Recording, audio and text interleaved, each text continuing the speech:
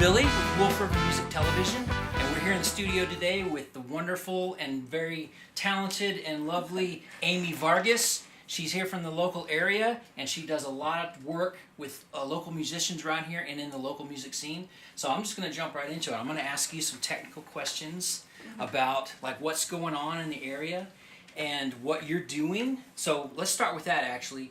What do you do here for local musicians in, let's just keep it right now for like Utah County? For Utah County, Yeah. I'm mostly focusing on booking. Mm-hmm. So there's 2 venues, mostly one that I focus on booking, and I also have a few clients that I book for. So one venue and then a few. That venue you're talking about, is that the one down in Spanish Fork? Mm-hmm. And what's it called? Angelus Theater. Angelus Theater. Yes. Okay. And then sometimes I will book at Velour here and there. Okay. So. All right. I knew you had some kind of a connection there. I wasn't quite sure what it was, but now I know. Okay. So I'm going to ask you some questions because, you know, Juliet and I are, Juliet's from Sandy, but I'm from Texas, as we discussed a little while ago, and we kind of started out as musicians in Austin. And Austin has a very distinct, you know, I can't even put it, I wouldn't even be able to put it into words. You would just have to live there and just kind of be immersed in it to understand what it's like. We were there for 7 years, and I'm just wondering, you know, we use this word a lot called just community, like music community. So in your words, how would you describe the music community of the Provo, Orem, Utah County area? What I would describe the music community is the support system of your peers based on the passion and drive of these talented musicians wanting to show like their soul to you. Okay. And I think a huge part of what I love about the music scene is the fact that there's all these people that want to not just to be viewed by a huge crowd, obviously, like a lot of people want that, but to let you know, like, hey, this is all the passion that I have about this is what I've gone through. I want to write it in a song, and I want to let you know what I've gone through, and I hope that this changes your life. Okay. All right. Cool. You've been doing this for, I think you said earlier, about like 7 or 8 years, like, you know, pretty in a very intense kind of a way. Yeah. So you probably don't necessarily have a perspective of what it might be like in another larger city, like, for example, Austin or whatever. So it's kind of hard for me to ask you, you know, how, you know, compare, contrast. Yeah. But what I will ask you, though, is now that you've been doing this for a number of years, how has it changed in that time? Like from 7 years ago to now? Is it better? Is it the same? Does it need to improve? I honestly have seen a huge improvement. I think back then I didn't see as much involvement from the audience standpoint. Okay. There wasn't that many like what is the word when like there wasn't that much viewership, I guess you could say, as far as the community goes. Like a lot of people did not know that there was a music scene. You mean the community basically was just not getting involved? Yeah. So they were being a little more complacent with it, maybe. Yeah. I've also seen a big boom of a lot of musicians. A lot of definitely. Okay. I've seen a big boom about that, and I think that's great. Like, obviously, there is that struggle from a musician standpoint of being able to stand out from a very... Oversaturated? Yes. Is that the word you're looking for? Oversaturated. Not to put words in your mouth, but... No, that's yeah.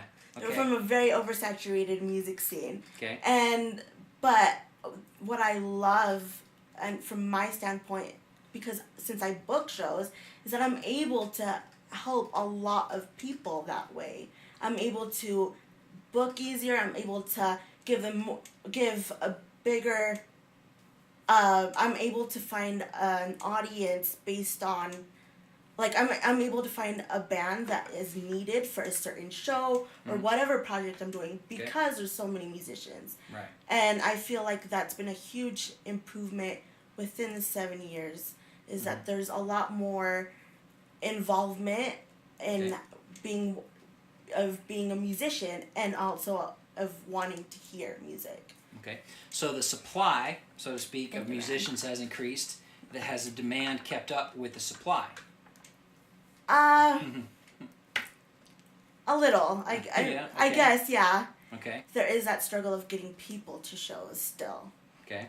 And I want to obviously change that. Like, me as a booking agent, I want people to see these bands that I am very passionate about or that have changed my life. And I feel like there is that struggle where we are trying to get people to be involved. Do we have enough venues in Utah County? Music venues? Sort of. Places that are actually considered concert venues and are dedicated to actually music rather than,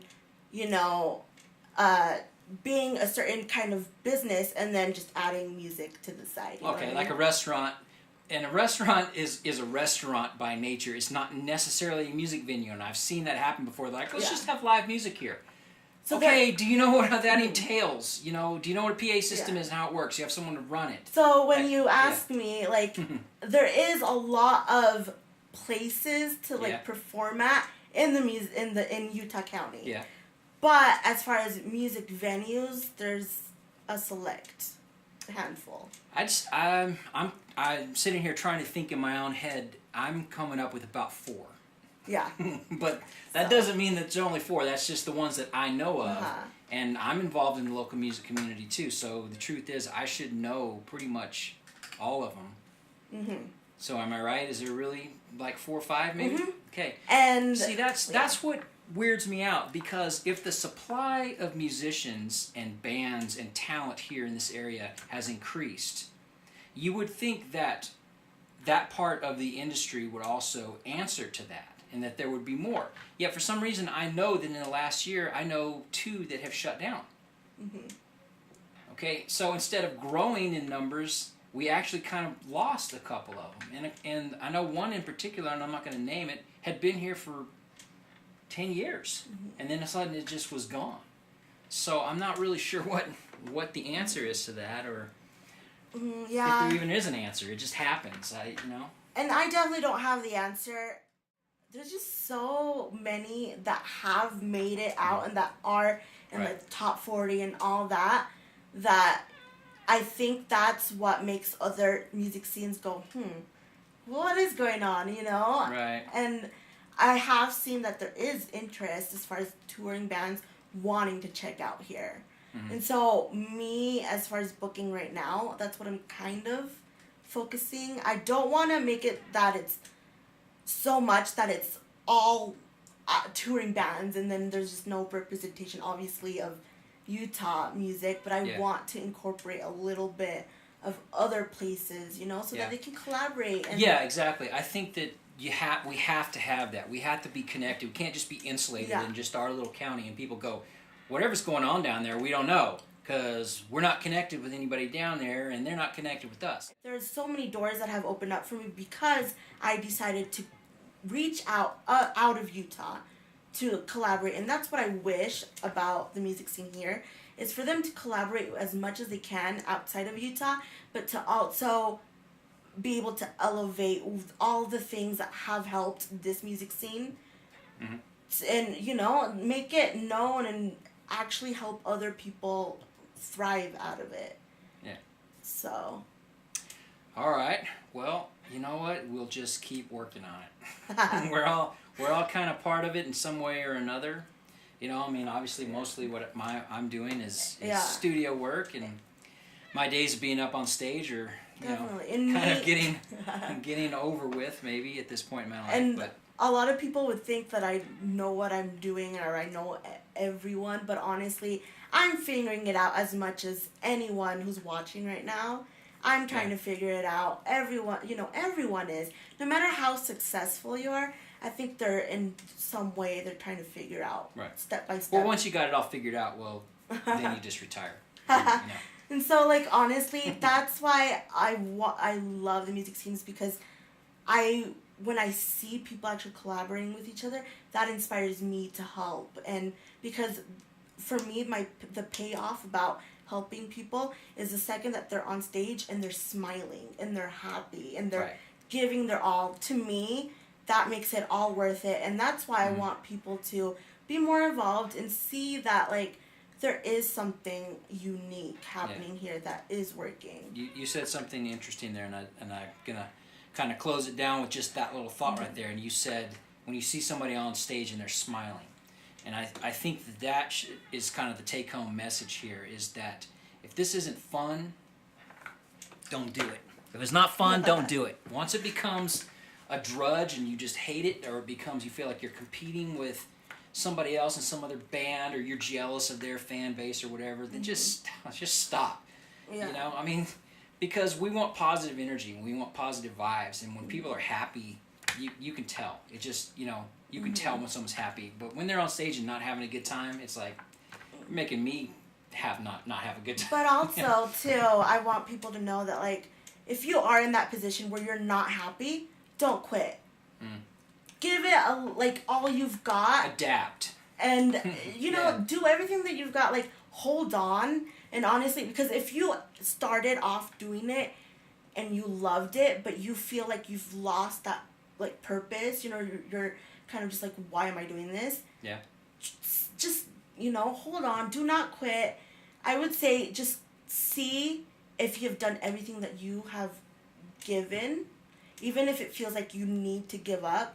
Just hold on a little bit, because you never know if you'll meet that one musician that you end up collaborating with that will make you think, oh, hey, this is what I needed. Or, you know, something came out of it and you now have a new project that actually inspires you now.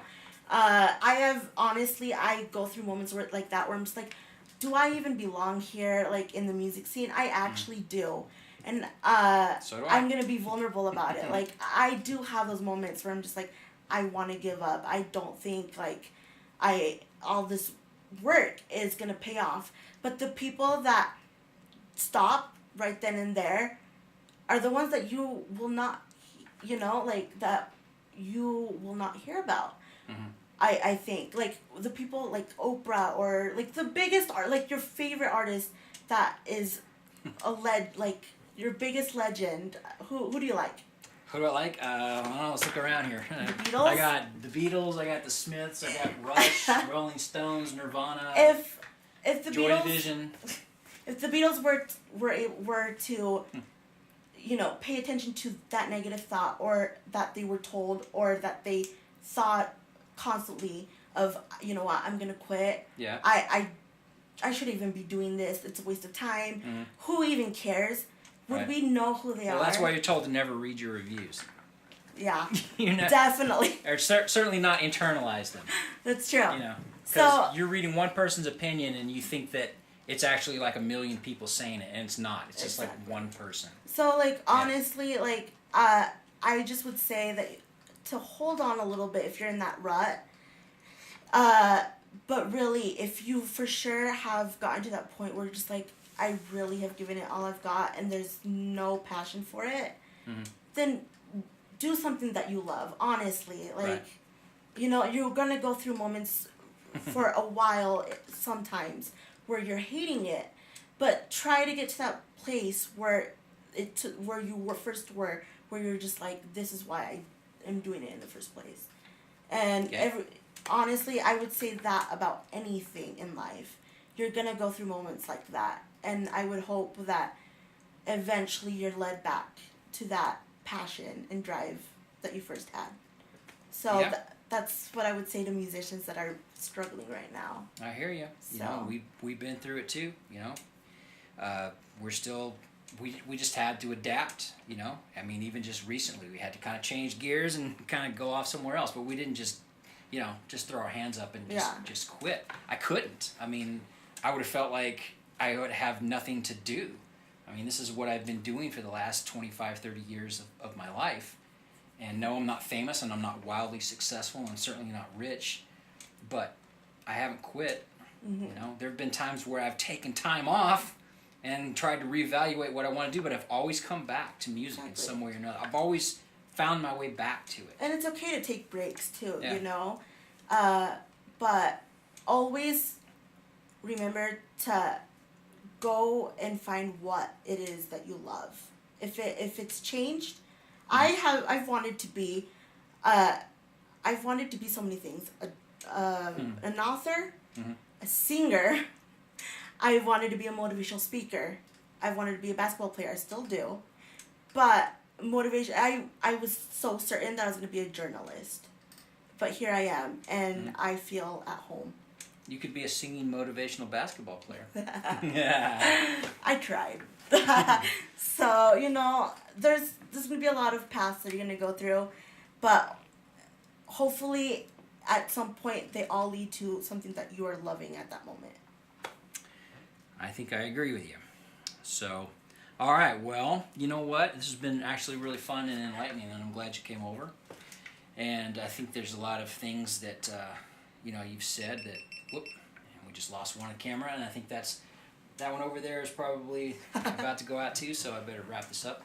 Anyway, again, this was Billy and with Wolf River Music Television, and we're sitting here with Aimee Vargas, and she's had a really lot of cool things to say, and I hope that you found some inspiration in that. And thanks again. Yeah, thanks for having me. Yeah. I had fun. Yeah. Yeah, all thanks right. for having me. I'm sure we'll be working again in the future. I've got some things I want to ask you about anyway. So, all right. Okay. Bye. That's our last one. Oh, really? Yeah. This one conked out about halfway through it, and Oh my goodness. Thanks for having me.